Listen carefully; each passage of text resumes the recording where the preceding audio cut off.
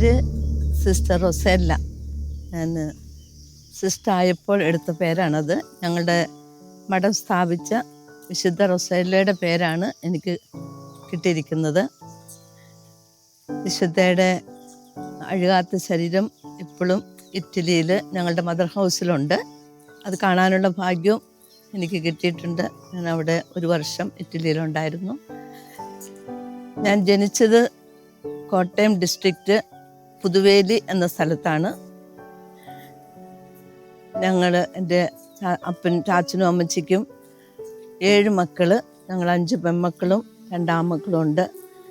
എൻ്റെ മൂത്ത സഹോദരി എന്നെപ്പോലെ ഒരു സിസ്റ്ററാണ് ജീസസ് ആൻഡ് മേരി സഭയിൽ. അതുപോലെ ഒരു മിഷണറി ആകണം. ചേച്ചി മിഷണറിയാണ്. ആഗ്രയിലാണ് തുടക്കം.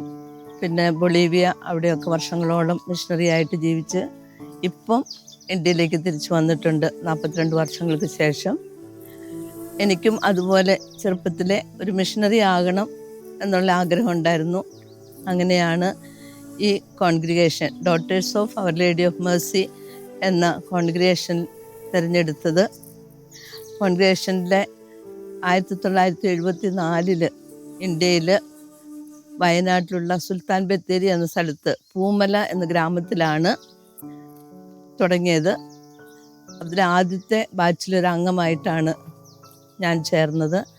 എൻ്റെ ബാച്ചിൽ ഞങ്ങൾ ആദ്യം ചേരുമ്പോൾ 14 പേരുണ്ടായിരുന്നെങ്കിലും 10 പേരാണ് ഞങ്ങൾ പ്രൊഫഷൻ ചെയ്ത് സിസ്റ്റേഴ്സായത്. ഞങ്ങളുടെ ഫോർമേഷനും പഠനവും കഴിഞ്ഞ് കോഴിക്കോട് ഹിയറിംഗ് ഇമ്പേർഡ് പിള്ളേർക്കുള്ള സ്കൂളിൽ വർക്ക് ചെയ്ത ശേഷം എന്നെ ഷിമോഗ എന്ന സ്ഥലത്ത്, കർണാടകയിലുള്ള ഷിമോഗ എന്ന സ്ഥലത്ത് എന്നെ മിഷണറി ആയിട്ട് വിട്ടു. അവിടെ ആ മഠം തുടങ്ങുമ്പോൾ ഞങ്ങൾ 3 സഹോദരികൾ അവിടെ മഠം തുടങ്ങാനായി ഞങ്ങൾ പോയി. അതൊരു അധികം ഡെവലപ്പൊന്നും ചെയ്യാത്ത ഗ്രാമങ്ങളായിരുന്നു. അവിടെ ഞങ്ങൾക്ക് ഒരു കൊച്ചു ഡിസ്പെൻസറി, ഒരു സിസ്റ്റർ, പിന്നെ ഒരാൾ നേഴ്സറിയിൽ. ഞാൻ അവിടുത്തെ ഒരു ആനിമേഷനായിട്ട് ആണ് പോയത്. ധാരാളം വില്ലേജുകൾ ചുറ്റുമുണ്ടായിരുന്നു. അവിടെയെല്ലാം ഞങ്ങൾ ദിവസം പോകും, ഹൗസ് വിസിറ്റിംഗ് നടത്തും. അവരോട് കൂടി പിന്നെ അവർക്ക് എന്താണ് വേണ്ടത്, എങ്ങനെയാണ് സഹായിക്കാൻ പറ്റുന്നതെന്നെല്ലാം കണ്ടുപിടിച്ച്, പിന്നെ സോഷ്യൽ വർക്ക്, ഡയസിസിൻ്റെ സോഷ്യൽ വർക്കിനോട് ചേർന്ന് ഞങ്ങളും പ്രവർത്തനം അവിടെ ചെയ്യാൻ തുടങ്ങി.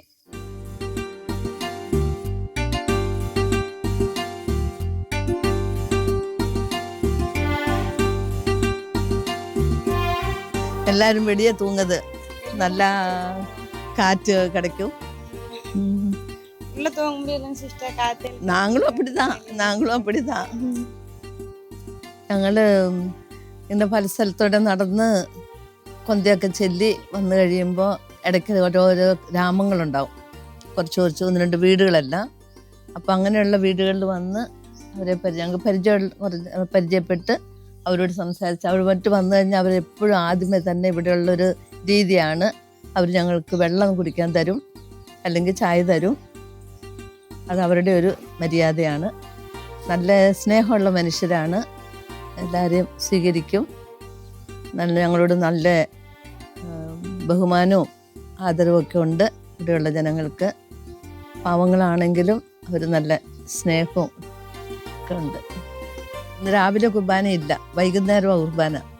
അപ്പം മിക്കവാറും വരാത്ത പിള്ളേരുടെ വീടുകളിലൂടെയൊക്കെ ഒന്ന് പോയി എന്താ വരാത്തതെന്ന് അന്വേഷിക്കും. അവധിക്കാലമാകുമ്പോൾ ചിലരൊക്കെ അവരുടെ വീടുകളിൽ കൂടെ പോകും, സ്വന്തക്കാരുടെ വീട്ടിലൊക്കെ അല്ലേ. ഇപ്പോൾ കാരുണ്യ വീട്ടിൽ പോയേക്കുക, സ്വന്തക്കാരുടെ വീട്ടിൽ. നല്ല എല്ലാവരും വരാറുണ്ട്. വൈകുന്നേരം പ്രാർത്ഥനയ്ക്ക് വരും. ഏട്ടാ, നിങ്ങളെന്തിപ്പോൾ ഈവനിങ്ങിൽ ഇതിന് വരാത്ത ജപത്തിൽ വരില്ലേ? എല്ലാ നാളും അണുപ്പ്. ഇപ്പം സ്കൂളില്ലല്ലോ, എല്ലാ നാളും അണുപ്പ് തന്നെ. കാലയിൽ പൂസയ്ക്കും അതേപോലെ സായന്ത്രം ജപത്തിക്കും. ശരിയാ? ഇത് നേർച്ചയെല്ലാം മുടിച്ചു വെച്ചു. അപ്പം നീ വരണമല്ലോ.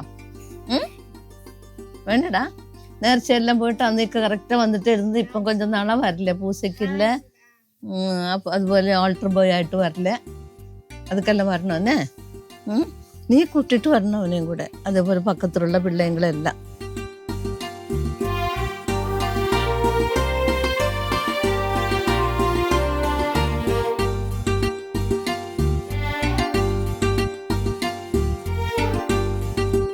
என்ன இன்னும் தூக்க முடியலையா? எடுத்துக்கலையா? தூங்கட்டும். எழுந்துக்கலையா?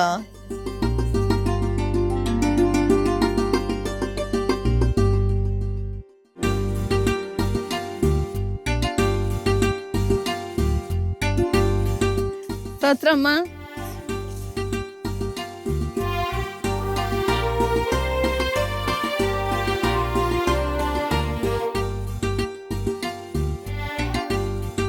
என்ன காலை மேய்க்க போகலையோ? அப்படியா? எங்க கொண்டோ? കാട്ടുകൂട്ടാണ്. ഇതാ ഇവിടുത്തെ ഒരു അധികം പേരും ജീവിക്കുന്നത് ആട് വളർത്തല്, പശു വളർത്തല് അങ്ങനെയൊക്കെ ആയിട്ടാണ്. ഇവർക്ക് ഇപ്പോൾ ഓരോരുത്തർക്കും ഓരോ വീടുണ്ടാവും. പിന്നെ ഇവരെല്ലാം കൂടെ കൂട്ടിയിട്ട് 1-2 പേര് എല്ലാ ആടുകളെയും കൂട്ടിയിട്ട് മേയ്ക്കാൻ പോകും.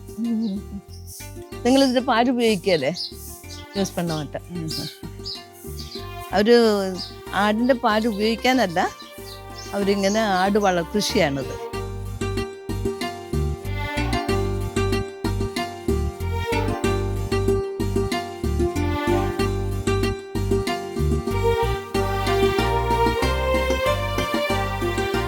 ഇത് ഇവിടെ അധികവും വേനൽക്കാലമാണ്. മഴയൊക്കെ വളരെ കുറവാണ്. അപ്പം അതിൽ നിന്ന് രക്ഷപ്പെടാൻ അകത്ത് കിടന്ന് ഉറങ്ങാൻ പറ്റില്ല, ഭയങ്കര ചൂടായതുകൊണ്ടേ. അപ്പോൾ എല്ലാവരും രാത്രിയിൽ പുറത്ത് കട്ടിലിട്ടിട്ടാണ് അധികം വീടുകളും അധികം ആൾക്കാരും കിടക്കുന്നത്. നല്ല റോഡുണ്ടെങ്കിൽ റോഡിൽ കിടക്കും, ഇല്ലെങ്കിൽ ഇതുപോലെ കട്ടിലിട്ടിട്ട് ഇവിടെ കിടക്കും. പിന്നെ ഇവിടുത്തെ ഒരു പ്രത്യേകത എന്ന് പറഞ്ഞാൽ എത്ര ചെറിയ വീടാണേലും വഴിയും ഇടവും എല്ലാം നല്ല ക്ലീൻ ആയിരിക്കും. അവർ നല്ല ചാണകം മെഴുകി നല്ല ശുദ്ധമായിട്ട് വെക്കും സ്ഥലങ്ങളെല്ലാം. അത് നല്ല നീറ്റായിട്ട് എപ്പോഴും ഇടുള്ളവർ. രാവിലെ തന്നെ അവർ കഴുകും, പിന്നെ വൈകുന്നേരം അവർ വെള്ളം ഒഴിച്ച് തളിച്ച് ശുദ്ധമായിട്ട് വെക്കും. അതൊക്കെ ഇവിടുത്തെ വില്ലേജിൻ്റെ പ്രത്യേകതകളാണ്. പിന്നെ വീടിൻ്റെ രീതികളെല്ലാം ഈ കാണുന്നത് പോലെ ചെറിയ പൊക്കം കുറഞ്ഞ കൊച്ചു കൊച്ചു വീടുകൾ, ഓടിട്ട വീടുകൾ. പിന്നെ കുറച്ച് പേരൊക്കെ ഇപ്പോൾ പുറത്തൊക്കെ ജോലിക്ക് പോയിട്ടോ പണിയെടുത്തിട്ടൊക്കെ ഒരുവിധം നല്ല വീടുകൾ ഉണ്ടാക്കി വരുന്നുണ്ട്. ബാക്കിയെല്ലാം പഴയ വീടുകളൊക്കെ ഇങ്ങനെ തന്നെ. പക്ഷെ അവർ ആ പഴയ വീടുകൾ കളയുകയല്ല, അത് അവരുടെ കാരണന്മാർക്കായിട്ട് അത് വെച്ചേക്കും. അവരതിനകത്താൻ്റെ താമസിക്കുള്ളൂ. അവർ പണിത് വീട് അവർക്കായിരിക്കും. മക്കൾ പണിതാൽ പിന്നെ അവരതിൽ താമസിക്കും. അതൊക്കെയാണ് ഇവിടുത്തെ ഒരു രീതി. നമ്മുടെ നാട്ടിലെ പോലെ മാറ്റങ്ങൾ, മക്കളുടെ കൂടെ കാരണന്മാർ പോവുക, താമസിക്കുക, അങ്ങനെയുള്ള രീതി കുറവാണ്. മെയിനായിട്ടും ഇവിടെ മുദ്ദ എന്ന് പറയും അല്ലേ? മുദ്ദയാണ് ഇവിടുത്തെ. അതായത് റാഗി ഭക്ഷണമെല്ലാം അവർ ഇങ്ങനെയുള്ള പിന്നെ വിറകടുപ്പിൽ, ഇതായിരിക്കും മിക്കവാറും അടുപ്പിൻ്റെ രീതി. ഇതിലാണ് അവർ ഭക്ഷണം പാകം ചെയ്യുന്നത്. എല്ലാം കീഴെ ഇരുന്നിട്ട്, കൂടുതലും എല്ലാവരും താഴെ ഇരുന്ന് പാത്രം കഴുകുകയും ഇതാണ്. പിന്നെ വെള്ളമൊക്കെ വളരെ കുറവാണ് ഇവിടെ, മഴയില്ല. കാട്ടിലൊക്കെ പോയി ഇഷ്ടം പോലെ വിറക് കൊണ്ടുവന്ന് അതാണ് ഉപയോഗിക്കുന്നത്.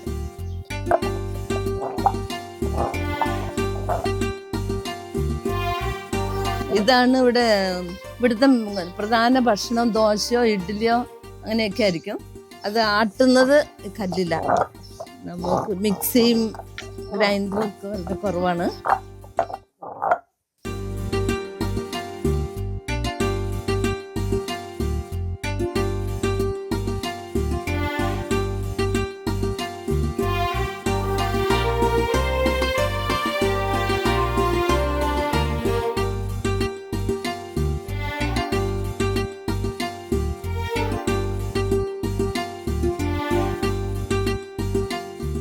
ഇതിപ്പോൾ ഞാൻ തനിച്ച് ഇവിടെയൊക്കെ വന്നാലും പേടിക്കാനൊന്നുമില്ല. കാരണം എനിക്കിപ്പോൾ ഇച്ചിരി കയറ്റം കയറാൻ വഴി കൂടെ ഒക്കെ പോകാനൊക്കെ ഇച്ചിരി ബുദ്ധിമുട്ടുണ്ടെങ്കിൽ ഈ പിള്ളേർ എല്ലാവരും വരും. അവർ കയ്യെ പിടിച്ച് കയറ്റി ഇറക്കി എന്നെ ഭയങ്കര സൂക്ഷിക്കും. എനിക്ക് വളരെ സംരക്ഷണം അവർ തരുന്നത്. അത് കാരണം നമുക്ക് സിസ്റ്റേഴ്സ് കൂടെ ഇല്ലെങ്കിലും ഞാൻ തന്നെ വരികയും പോവുകയൊക്കെ ചെയ്യാറുണ്ട്. ഇവർ പിള്ളേരെല്ലാവരും എപ്പോഴും കൂടെ വരും. അത് കണ്ടു കഴിഞ്ഞാൽ അവർക്കും സന്തോഷമാണ് നമ്മുടെ കൂടെ ഇങ്ങനെ വരാനും പോകാനും ഒക്കെ. അവർ നമ്മളെ സുരക്ഷിതമായിട്ട് വീട്ടിൽ കൊണ്ട് എത്തിക്കും. ഇന്നാ രാവിലെ ഇഡ്ഡലിയാ? അത് ശരി.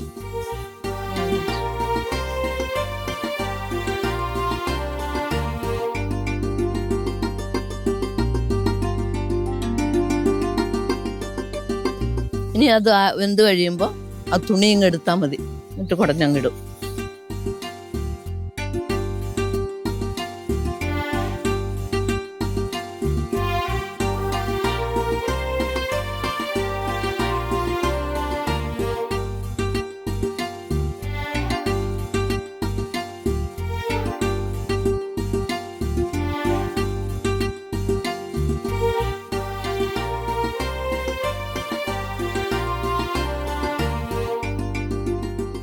ஆண்டவரே, இந்த தினத்துக்காக உமக்கு நன்றி செலுத்துகிறோம்.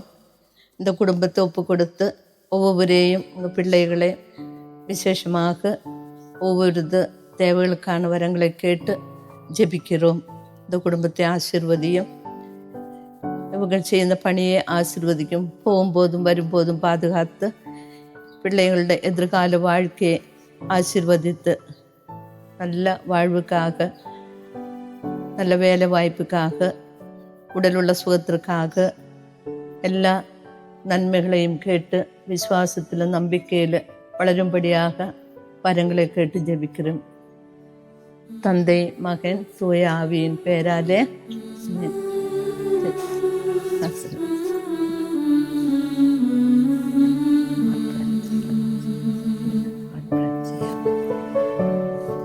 പൂശയ്ക്ക് ഡെയിലി പറഞ്ഞു തന്നെ തുണി, നിന്റെ പഠിപ്പ്.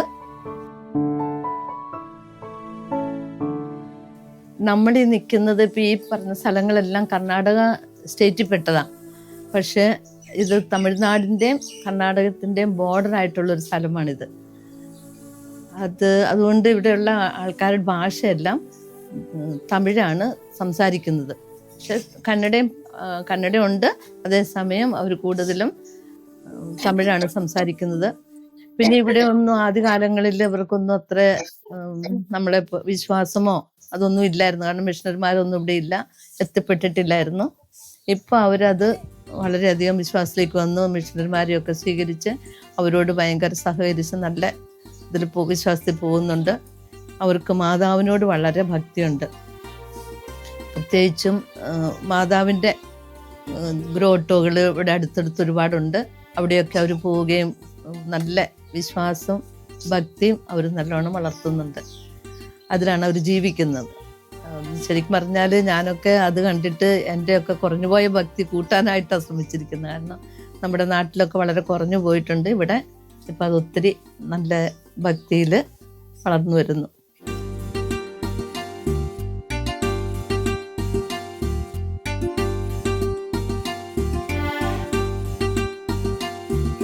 ഇത് എല്ലാ വീടുകളിലും തന്നെ ഉണ്ട്. ഇവിടെ ജീവിക്കാനായിട്ട് ആട് അല്ലെങ്കിൽ പശു എന്തായാലും ഉണ്ടാവും.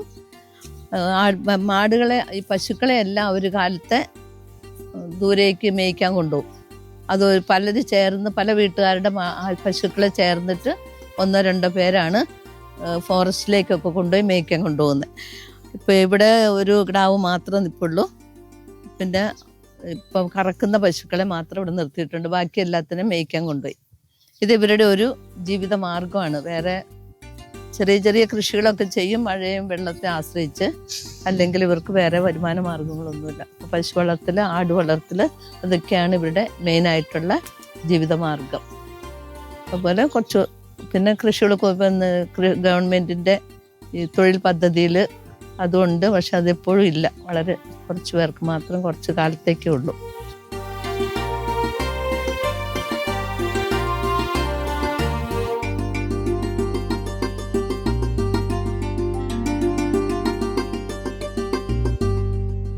എല്ലാ വീട്ടിലുള്ള കാടി, പച്ചക്കറിയുടെ വേസ്റ്റ് അതെല്ലാം ഇവിടെ കൊണ്ടുവന്നിടും പശുവിന് കൊടുക്കാനായിട്ട്.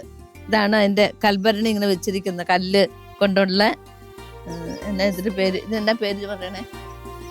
താളി എന്ന് പറയും.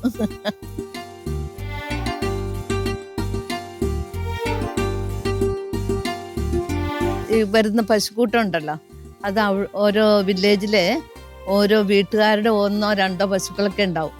ആ പശുക്കളെ എല്ലാം ഒരു അടുത്ത ഏതെങ്കിലും ഒരാളാണ് അതിൻ്റെ ഉത്തരവാദിത്തം ഏറ്റെടുത്ത് അതിനെ ഈ കാട്ടിലേക്ക്, ഫോറസ്റ്റിലേക്ക് മേയ്ക്കാൻ കൊണ്ടുപോകുന്നതാണ്. അങ്ങനെ വെച്ച് കഴിഞ്ഞ് രാത്രി വരെ മേഞ്ഞിട്ട് രാത്രിയാകുമ്പോൾ അതിനെ തിരിച്ചു കൊണ്ടുപോകും. അങ്ങനെ എല്ലാ ദിവസവും ഇതാണ് ഇവരുടെ ജോലി. അവർക്ക് ചെറിയ പൈസ കൊടുക്കും. മറ്റേ ആൾക്കാർക്ക് അതിൻ്റെ ലാഭവും ഉണ്ടാവും. പശു വളർത്തൽ ഇവിടുത്തെ ഒരു മെയിനാണ്. അത് ഈ ഫോറസ്റ്റിലേക്കാണ്, ഇവിടെ ഇഷ്ടംപോലെ ഫോറസ്റ്റ് ഉണ്ടല്ലോ, അതിലേക്കാണ് കൊണ്ടുപോകുന്നത്.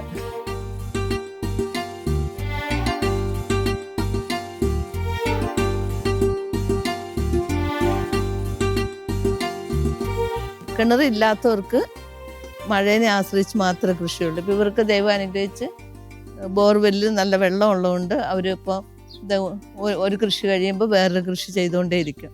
പിന്നെ ആ നിൽക്കുന്നത് നാത്തെന്ന് പറയും അല്ലേ, അത് പശുവിന് തിന്നാൻ കൊടുക്കാനുള്ള സൈസ് ചോളമാണത്. ഇത് നമുക്ക് ഗ്രെയിൻസ് എടുക്കുന്നത് അത് പശുവിന് തിന്നാനുള്ള പുല്ലാണത്. പിന്നെ ഇവിടെ മഞ്ഞൾ കൃഷിക്ക് വേണ്ടി അവരിപ്പോൾ ഒരുക്കിയിട്ടിരിക്കുന്ന ഇനി ഉടനെ അവരത് മഞ്ഞൾ കൃഷി നടും. പിന്നെ ചോളം ഏകദേശം ഇത് അറക്കാറായിട്ടുണ്ട്. ഈർപ്പമുള്ള മണ്ണല്ലാത്തതുകൊണ്ട് ഡെയിലി വെള്ളം നനയ്ക്കണം, കൊടുക്കണം. അങ്ങനെ എടുത്ത് 4 മാസം കൊണ്ട് അതിൻ്റെ വിളവെടുപ്പാകും. പിന്നെ അതിൻ്റെ കൂടെ പശു വളർത്തലുണ്ട്. പശുവിനുള്ള അതാണ് പുല്ല്. ഇത് വളരെ കഠിന അധ്വാനം ചെയ്യുന്ന മനുഷ്യരാണ് ഇവിടെയുള്ളവർ. അവർ മഴയെ ആശ്രയിച്ച്, വെള്ളത്തിനെ ആശ്രയിച്ച് മാത്രം കൃഷി ചെയ്യുന്നു. ഇവർക്ക് ദൈവം അനുഗ്രഹിച്ച ഒരു ബോർവെല്ലുണ്ട്. എന്നാലും അത് മഴയില്ലെങ്കിൽ അവിടെയും വെള്ളം അധികം കിട്ടാറില്ല. മഴയില്ലെങ്കിൽ ഇവിടെ ചെയ്യുന്നത് ഇവർക്ക് ഭയങ്കര വിശ്വാസമാണ്. എല്ലാവരും കൂടി കരഞ്ഞ് പ്രാർത്ഥിക്കും. അതിനുവേണ്ടി ഇവിടെ അടുത്തൊരു മാതാവിൻ്റെ ഗ്രോട്ടോയുണ്ട്. അവിടെ പോയി പ്രാർത്ഥിച്ച് അവർ മഴ പെയ്യിക്കും. അങ്ങനെ പ്രാർത്ഥിക്കുന്ന സമയത്ത് കൂട്ടമായിട്ട് പ്രാർത്ഥിച്ച് മഴ പെയ്ത് അങ്ങനെ വെള്ളം ആശ്രയിച്ച് കൃഷി ചെയ്യുന്ന ആൾക്കാരാണ്. പക്ഷെ വീട്ടിലുള്ള എന്താ പറയുക, അവരുടെ കാരണവന്മാർ ആണുങ്ങൾ അവർ പുറത്ത് കല്ലുവേലയ്ക്കും പുറത്ത് സ്ഥലത്തേക്കൊക്കെ വേലയ്ക്ക് പോകും. പെണ്ണുങ്ങളും പിള്ളേരുമാണ് ഇവിടുത്തെ കൃഷികളെല്ലാം നോക്കുന്നത് അധികമായിട്ടും. പിന്നെ ഇവർ കൃഷി ചെയ്താൽ ഇവർക്ക് അതിന് ഭയങ്കര വിശ്വാസമുണ്ട്, ദൈവഭക്തിയുണ്ട്. അവരതിൻ്റെ ഒരു പങ്ക് പള്ളിക്കും പിന്നെ അച്ഛന്മാർക്കും സിസ്റ്റേഴ്സ് ഞങ്ങൾക്കും കൊണ്ട് തരാറുണ്ട്. എന്നെ എന്ത് വിളവെടുപ്പെടുത്താലും അവർ കൊണ്ടുതരും. അത് അവർക്ക് ദൈവത്തിന് കാഴ്ച കൊടുക്കുന്ന പോലെയുള്ള വിശ്വാസമാണ് അവർക്കുള്ളത്. പശു വളർത്തലാണ്, പാല്, തൈര് അതൊക്കെ അവർ കൊണ്ടുതരും. അങ്ങനെ നല്ല ദൈവഭയമുള്ള, ഭക്തിയുള്ള, വിശ്വാസമുള്ള മക്കളാണ് ഇവരുള്ളത്. പിന്നെ പിള്ളേരൊക്കെ പഠിക്കുന്നുണ്ട്. ഇപ്പം അവധി ആയതുകൊണ്ട് പിള്ളേർ കൃഷിക്കൊക്കെ അമ്മേനെ അപ്പനെ സഹായിക്കും. അപ്പന്മാർ കൂടുതലും പുറത്താണ്, ഇവിടെ ആരും തന്നെ അധികം കാണാറില്ല.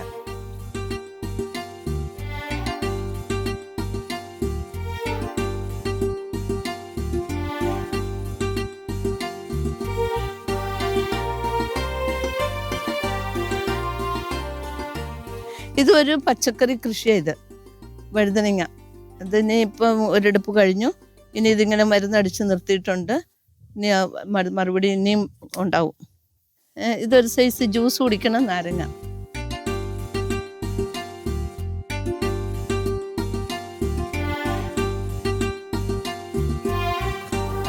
ഇത് നമ്മ ലൈൻ വാട്ടറാ இப்படி தண்ணி கொடுக்குதா? பரவாயில்ல, நல்ல வேலையெல்லாம் செய்ய தண்ணியெல்லாம் எடுத்து கொடுக்கும். தண்ணி வருமா எல்லா நாளிலும்? ஐயோ அப்படியா? எவ்வளோ நாள் குடிச்சாருன்னு? ஷோ அந்த பையன் நீ தனியாக எடுக்கூடா. ഞാൻ 47 വർഷമായി ഇങ്ങനെ റിലീജിയസ് ലൈഫിൽ വന്നിട്ട്. അതിലിങ്ങനെ മിഷണറി പ്രത്യേകിച്ചും ഓരോ വില്ലേജ് ആയിട്ടുള്ള സ്ഥലങ്ങളിലൊക്കെയാണ് എൻ്റെ അധിക കാല ജീവിതവും. അതിലെനിക്ക് ഭയങ്കര സന്തോഷമാണ്. ഇത് തന്നെ തുടരാനാണ് ആരോഗ്യം അനുവദിക്കുന്നത്ര അത് തുടരാനാണ് സന്തോഷം. ഈ പാവപ്പെട്ട മക്കളുടെ കൂടെയുള്ള ജീവിതം, അവരുടെ ജീവിത രീതി കാണുമ്പോൾ നമുക്കത് അവരുടെ സ്നേഹവും അവരുടെ കഠിനാധ്വാനവും അവരുടെ കൂട്ടായ്മയും ഐക്യവും എല്ലാം കാണുമ്പോൾ നമുക്കൊത്തിരി സന്തോഷം തരുന്നുണ്ട്. പിന്നെ അവർക്ക് നമ്മുടെ നല്ല ജീവിതത്തിൻ്റെ പ്രത്യേകിച്ചും കുറച്ച് ദൈവാനുഭവങ്ങൾ, വിശ്വാസം അതൊക്കെ കൊടുക്കാനും അവരുടെ ആ ജീവിതത്തിൽ നിന്ന് കുറേ ഉയർത്തിക്കൊണ്ട് വരാനായിട്ട് അവർ കുറേ കുറച്ച് കഴിയുമ്പോഴത്തേക്കും അവരെല്ലാവരും പഠിച്ച് പുറത്തിറക്ക ജോലിക്ക് പോയി അവരും ഒരു നല്ല നിലയിലേക്ക് ജീവിക്കാനായിട്ട് പോകുന്നുണ്ട്. അങ്ങനെ പല സ്ഥലത്തും കാണാൻ സാധിച്ചിട്ടുണ്ട്. അതാണ് ഏറ്റവും വലിയ സന്തോഷം. ഇപ്പം ഇങ്ങനെ ഒന്നും ഇല്ലാത്ത വില്ലേജിൽ തുടങ്ങി ഒരു 8-10 വർഷം കഴിയുമ്പോഴേക്കും അവരുടെ ആ ജീവിത രീതിയൊക്കെ കുറേ മാറും, നിലവാരങ്ങളൊക്കെ മാറും, ഉയർത്തി കൊണ്ടുവരുന്നത് കാണാൻ സാധിച്ചിട്ടുണ്ട്. അങ്ങനെ അവർക്ക് അതിനുള്ള അവസരങ്ങൾ ഒരുക്കി കൊടുക്കുക, അതിൻ്റെ ആവശ്യങ്ങൾ മനസ്സിലാക്കി കൊടുക്കുക, കുറച്ചും കൂടെ വളർന്നു വരാനായിട്ടുള്ള പിള്ളേരെ പഠിക്കാനും അതുപോലെ പുറത്തൊക്കെ പോയി നല്ല ജോലി സാധ്യതകൾ കിട്ടാനായിട്ട് അവരെ സഹായിക്കുക. അതിൽ വളരെ സംതൃപ്തിയാണ്. അതൊരു സുവിശേഷ പ്രഘോഷണമായിട്ട് തന്നെയാണ് ഞാൻ കാണുന്നത്.